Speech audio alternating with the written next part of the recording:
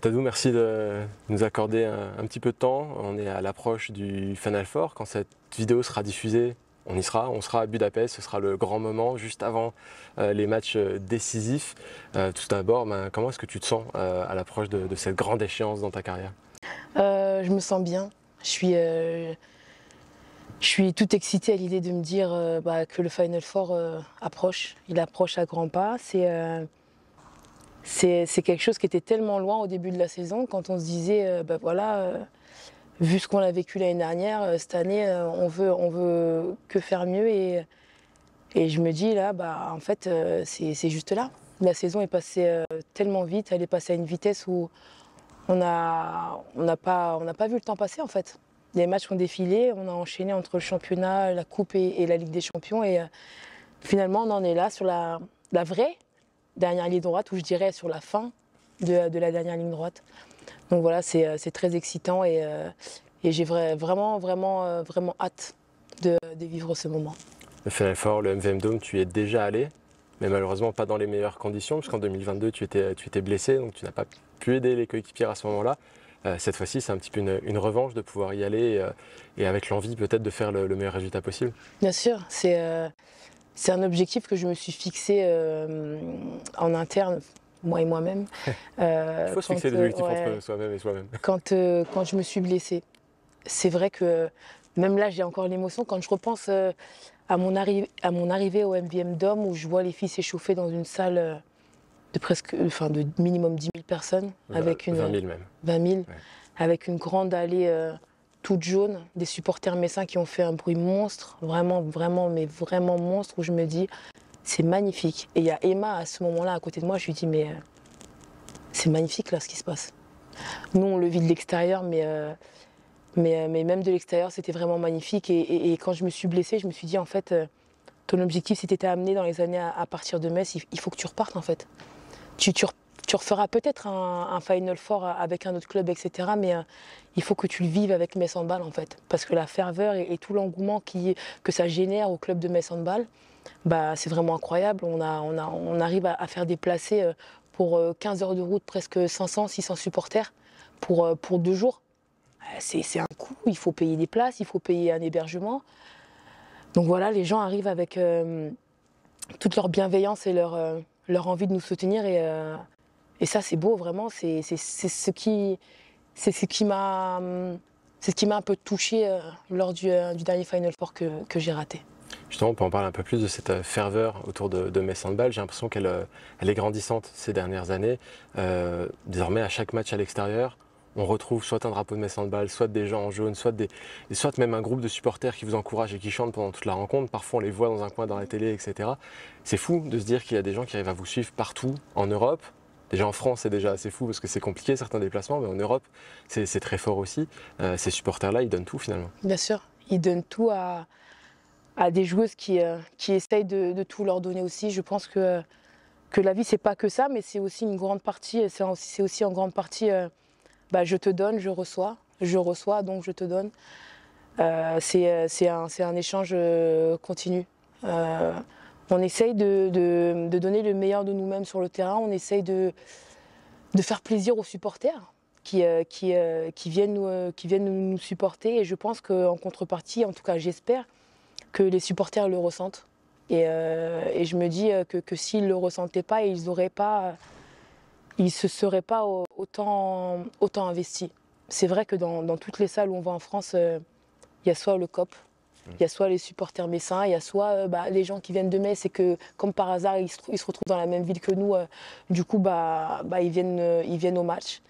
Voilà, ça c'est beau et bien sûr que plus les années passent, plus les gens s'intéressent à Metz Handball, parce que je pense aussi que le club a pris une toute autre dimension.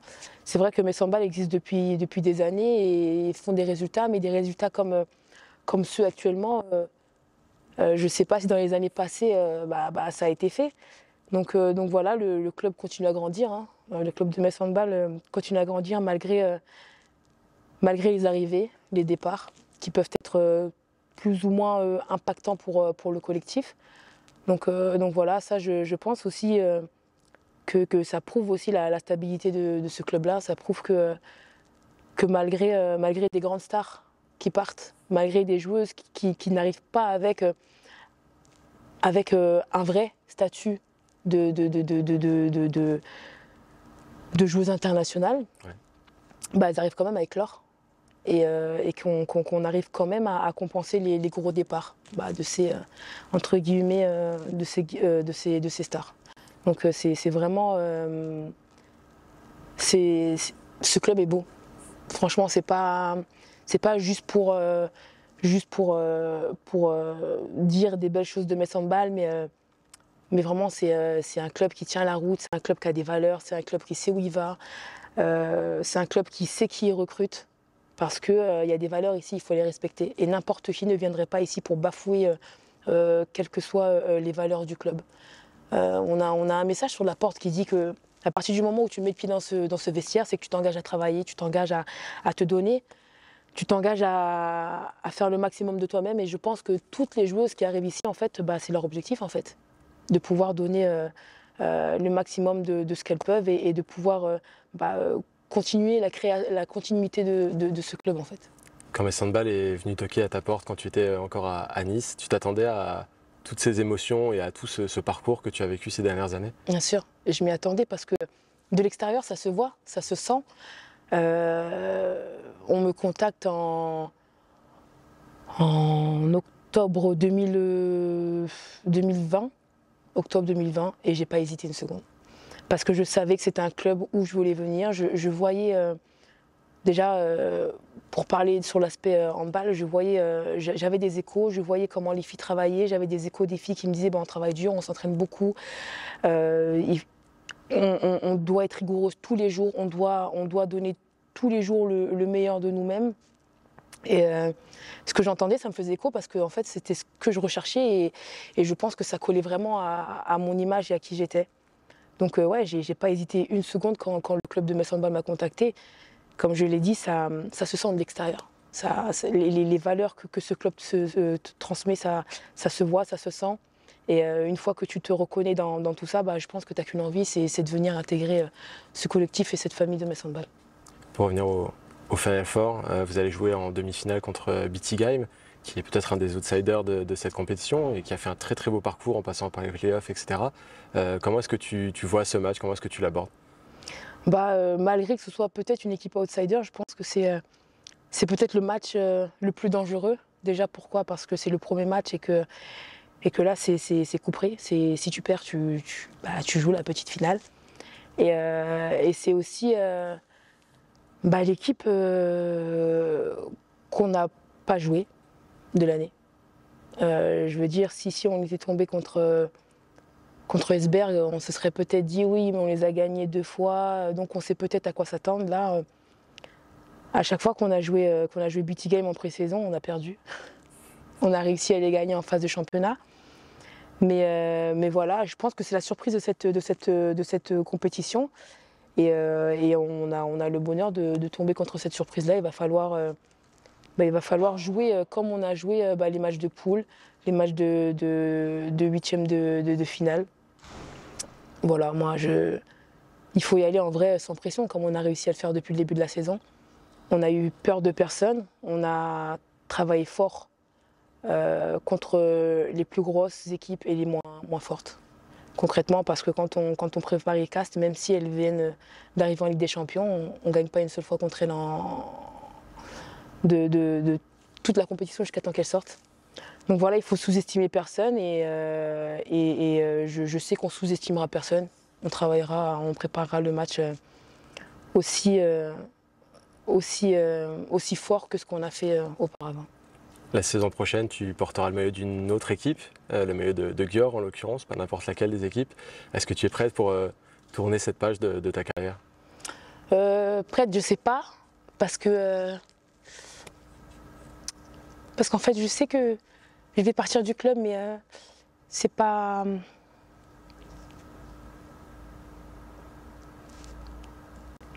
Prends le temps.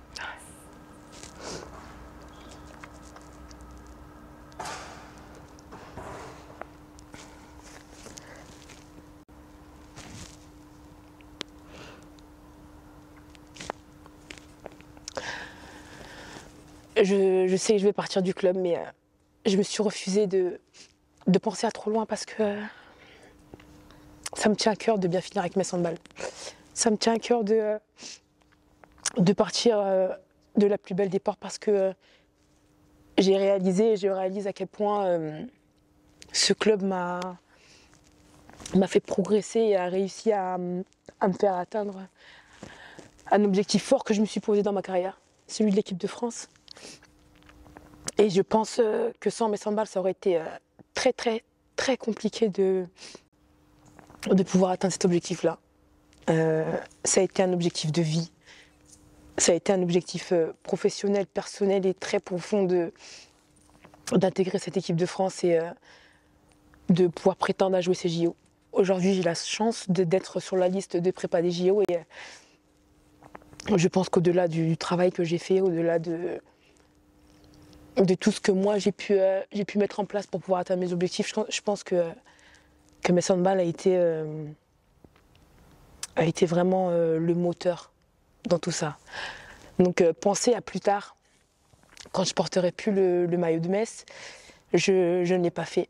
Je ne l'ai pas fait parce qu'aujourd'hui je me suis donné la mission de partir de la plus belle des façons et je pense que la plus belle des façons, ça serait de ramener un résultat de ce Final Four. Et le plus beau des résultats, ce serait de ramener la coupe en fait.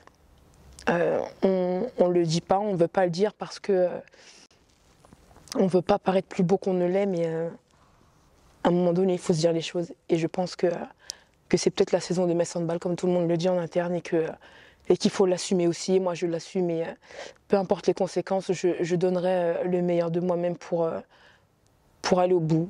Donc voilà, je me suis refusée de penser à plus tard, parce que j'aurai le temps d'y penser. Et là, je veux juste vivre ce que je suis en train de vivre avec mes handball, sur le championnat, la coupe et le Final Four. Merci beaucoup à Tadeu. Je profite de ce moment un petit peu émotion pour te remercier. Tu as toujours répondu présente à notre micro, victoire comme défaite dans les moments compliqués parfois. Et je sais que les spectateurs le savent et s'en rendent compte et seront reconnaissants de ça. On te souhaite de ne pas avoir à répondre à notre micro sur une défaite cette fois-ci. On te souhaite te voir souriante avec la coupe à la main. En tout cas, ça va se passer dans les prochaines heures. Au moment où on diffuse cette vidéo, ce sera le Final Four et on te souhaite le meilleur. Merci beaucoup. Merci. Vraiment au plaisir. Ça m'a vraiment fait plaisir de partager tous ces moments avec vous. Et comme je dis, c'est une famille et les journalistes, la télé, vous faites aussi partie de la famille. C'est vous qui servez à nous faire rayonner. Quand les gens n'ont pas la possibilité de voir nos matchs sur beIN ou sur des plateformes payantes, on se tourne sur Moselle TV. Donc voilà, on a besoin de personnes qui s'investissent pour nous et vous êtes vraiment aussi des moteurs de développement de ce club. Donc merci à vous pour tout ce que vous faites pour ce club en fait. Merci beaucoup à Tadeu. Merci.